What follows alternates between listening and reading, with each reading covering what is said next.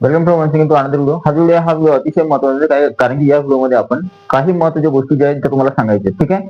जर तुम्ही पसंत निगम दिले असतील किंवा पसंत निगम द्यायचे राहिले असतील तर कोणत्या गोष्टी महत्त्वाच्या आहेत त्या संदर्भात बोलणार आहोत या व्हिडिओमध्ये. व्हिडिओ जो आहे अतिशय महत्त्वाचा आहे.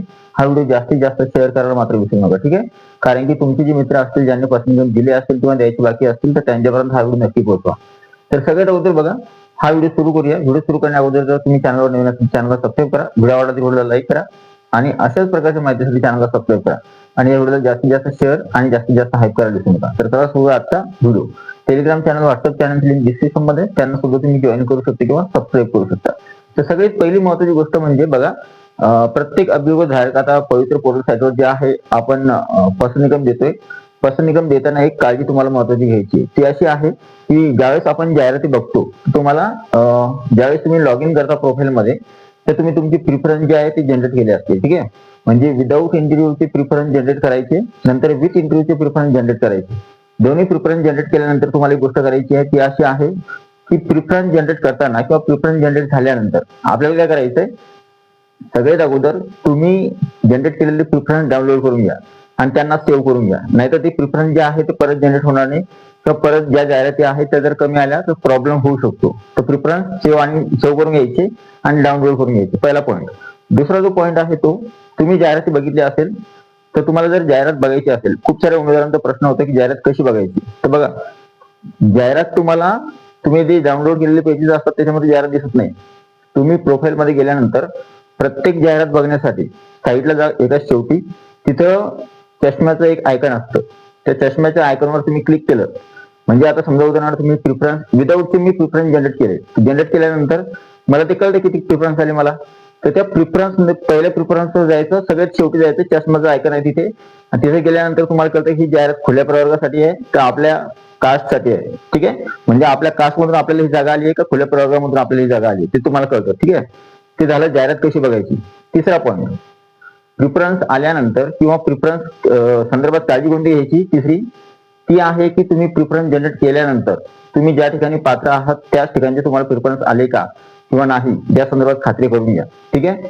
ती खात्री केल्यानंतरच तुम्हाला जे आहे प्रिफरन्सला असाइन करायचंय. ओके. आता चौथा पॉईंट, चौथी जी महत्वाची सूचना आहे ती, तुम्ही प्रिफरन्स जनरेट केले, तुम्ही डाउनलोड सुद्धा केले, सेव्ह करून सुद्धा ठेवले. आता तुम्हाला प्रिफरन्सला क्रमवारी द्यायची, म्हणजे कुठे तुम्हाला जायचंय त्याच्या संदर्भात तुम्हाला क्रम द्यायचे, 1 2 3 4 5. त्याला म्हणतात प्रिफरन्स असाइन करणे. ठीक आहे. मग प्रिफरन्स असाइन कसे करायचे, तर असाइन करताना एक काळजी घ्यायची, तुम्हाला ज्या ठिकाणी जायचंय तेच ठिकाणचे तुम्हाला प्रिफरन्स द्यायचे. म्हणजे 1 2 3 4 6 1 2 3 4 5 6 7 असे सिक्वेन्स द्या. ठीक आहे. त्यानंतर तुम्हाला विदाऊट साठी 100 आहे, विथ इंटरव्ह्यू साठी 50 प्रिफरन्स आहे. तर काय करायचं, प्रिफरन्स देताना ज्या ठिकाणी आपल्याला जायचंय व्हॅकन्सी बघा, अगोदर कास्टनुसार जागा बघा, कुठे मेरिट कमी लागतो ते बघा, जिल्हा कोणता आहे ते बघा, कोणत्या जिल्ह्याचं मेरिट कमी लागतो ते बघा. त्यानंतरच प्रिफरन्स जे आहे असाइन करा. केले असाइन केल्यानंतर काय करायचं, सगळ्यात महत्वाची गोष्ट आता की काही उमेदवारांचा अजून एक प्रश्न होता की जाहिराती ज्या आहे किंवा प्रिफरन्स जे आहे तर त्यांना जर समजा आपल्याला तो दुसरा पॉईंट नंतर सांगतो, पहिला हे शेवटचा पॉईंट सांगून देतो. आता तुम्ही समजा सगळ्या गोष्टी केल्या, तुम्हाला जर वाटलं की बाबा सगळ्यात महत्वाची गोष्ट सूचना कोणती होती, तर सर्वात महत्वाची सूचना ही आहे. आता तुम्ही सगळ्या सूचना तर ऐकल्या, पण एक सूचना सगळ्यात महत्वाची ती अशी आहे, जर समजा तुम्ही जाहिराती तुम्हाला आल्या, तुम्ही डाउनलोड केल्या, सेव्ह केल्या, त्यांना असाइन केलं किंवा नंबर सुद्धा दिला, ठीक आहे, पण जर तुम्ही प्रत्येक प्रिफरन्स लॉक केला नाही, परत सांगतो बघा, जर तुम्हाला जाहिराती आले किंवा पसंतीक्रम आले तर त्या पूर्ण पसंतीक्रमांना किंवा जाहिरातींना तुम्हाला लॉक करायचंय. लॉक जर तुम्ही पसंतीक्रमांना लॉक केलं नाही आणि सबमिट केलं तर त्यावेळेस तुम्ही पसंतीक्रम दिले असं होत नाही. म्हणून प्रत्येक जाहिरातीला लॉक करणं खूप आवश्यक आहे. ज्या ज्या अभ्यर्थ्यांना माहित नसेल त्यांना सांगतो की प्रत्येक जाहिरातीला किंवा प्रत्येक पसंतीक्रम तुम्ही जो दिला आहे त्याला लॉक करणं खूप आवश्यक आहे. तुम्ही पसंतीक्रमांना लॉक केलं त्यानंतरच तुम्ही पसंतीक्रम दिले असं समजलं जातं आणि ती जाहिरात कन्सिडर केल्या जाते. जर एखाद्या जाहिरातीला तुम्ही लॉक केलं नाही तर ती जाहिराती तुम्ही पसंतीक्रम दिला असं होत नाही. ठीक आहे. आणि अजून पसंतीक्रमा संदर्भात काही अडचण असेल तर तुम्ही या व्हिडिओच्या कमेंट बॉक्समध्ये नक्की विचारा, मी ती सोडवण्याचा नक्की प्रयत्न करेल. आणि माझा प्रामाणिक हेतू हा असेल की प्रत्येक प्रश्नाचं उत्तर जे आहे ते मी देण्याचा प्रयत्न नक्की करेल. ठीक आहे. आणि कॉल किंवा हे करू नका, कॉल केल्यानंतर काय होतं, कॉल रिसिव्ह नाही करतायत, पण तुम्ही कमेंट करा, कमेंटची उत्तर मी देतो, किंवा तुम्ही मेसेज करू शकता मला, ठीक आहे. टेलिग्रामला, व्हॉट्सअपला, कुठेही समजा कमेंट बॉक्स मध्ये खाली, तर मी त्या प्रश्नाचे उत्तर देण्याचा नक्की प्रयत्न करेल, कारण की आता वेळ खूप कमी असतो. आणि हा, कमी कालावधीमध्ये आपल्याला शेवटची तारीख जी आहे ती 13 तारीख आहे. 13 ऑगस्ट 2026च्या आतमध्ये तुम्हाला पूर्ण प्रिफरन्स द्यायचे. म्हणजे काळजी काय घ्यायची की आपल्याला जी शेवटची तारीख आहे, किती तारीख आहे, 13 तारीख आहे शेवटची, आजची तारीख आहे 11. तर आजच्या दिवसभरामध्ये तुम्हाला प्रिफरन्स कोणत्याही कंडिशन मध्ये जर काहींनी जनरेट केले नसेल अजून, तर आज कोणत्याही एनी हाऊ कंडिशन मध्ये जनरेट करून ठेवा, प्रिंट काढून ठेवा. त्याला नंतर लिस्ट बनवा, सिक्वेन्स बनवा त्याचा, कुठे कुठे प्रिफरन्स द्यायचे. नंतर तुमच्या फॅमिली सोबत बसून किंवा सगळ्यांसोबत बसून व्यवस्थितपणे त्याला काय द्यायचे, पर्सनल इन्कम द्यायचे आज रात्रीला. आणि उद्या दुपारपर्यंत जे आहे पूर्ण प्रिफरन्स तुमची देण्यात झाली पाहिजे. उद्याची 12 तारीख आहे, ठीक आहे. शेवटच्या दिवशी किंवा शेवटच्या दिवसापर्यंत बसू नका. शेवटच्या दिवशी, शेवटची सूचना ही होती, शेवटच्या दिवशी तुम्हाला काय होऊ शकतं, वेबसाईट जी आहे स्लो चालू शकते. स्लो म्हणजे जर समजा बाय चान्स सुरुवातीच्या दिवशी, पहिल्या दिवशी आणि दुसऱ्या दिवशी जे झालं तशाच प्रकारे होऊ नये म्हणून तुम्हाला काय करायचं, अगोदरच उद्या दुपारपर्यंत तुमचे सर्व प्रिफरन्स लॉक झाले पाहिजे. अशा प्रकारची काळजी घ्या. आणि हा, प्रिफरन्स असे नका करू की प्रिफरन्स मग घाईगडबडीमध्ये देऊन टाकायचे, सर्व प्रिफरन्स लॉक करायचे, तसं करू नका. प्रिफरन्सला थोडा वेळ घ्या, पण प्रिफरन्स चांगल्या पद्धतीनं व्यवस्थितपणे असाइन करूनच त्यांना लॉक करा, ठीक आहे. पूर्ण गोष्टी तपासल्यानंतरच. आणि जाहिरात कशी बघायची मी तुम्हाला ते सांगितलं.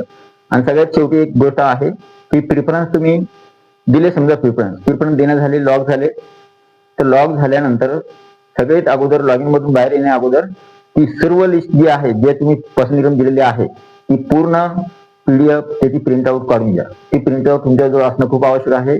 त्यानंतर तुम्हाला कळतं की मेरिट लिस्टमध्ये मी या जाहिरातीला पर्सनल इन्कम दिला होता किंवा नाही.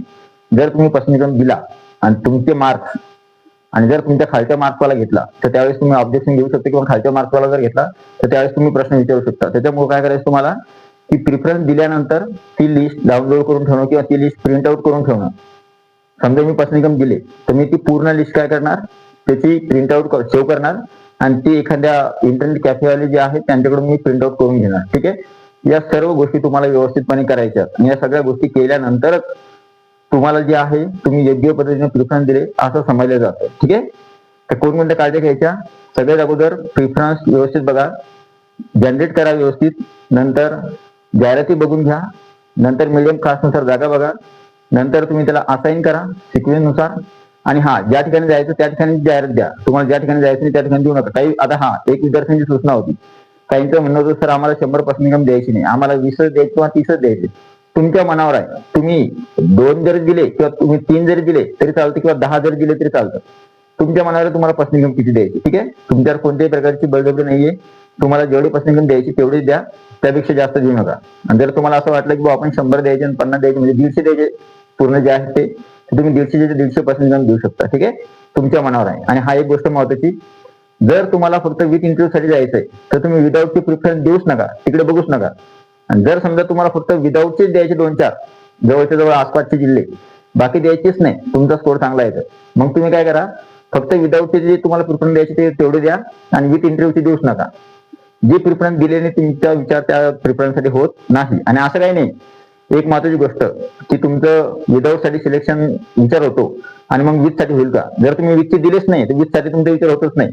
आणि जर तुम्ही विदाऊटचे दिले नाही तर विदाऊट साठी तुमचा विचार होत नाही. आणि सगळ्यात शेवटी, जर तुम्हाला या दोन्ही द्यायचे नसतील, पुढच्या सेकंड फेजचा विचार करायचा असेल किंवा सेकंड फेज मध्ये नंबर लावायचा असेल, तर तुम्ही या दोन्ही प्रिफरन्सला तुम्ही योग्य पद्धतीने द्या. तुमचा नंबर लागला तर ठीक आहे, नाही लागला तर सेकंड फेज साठी तुमचा विचार होतो.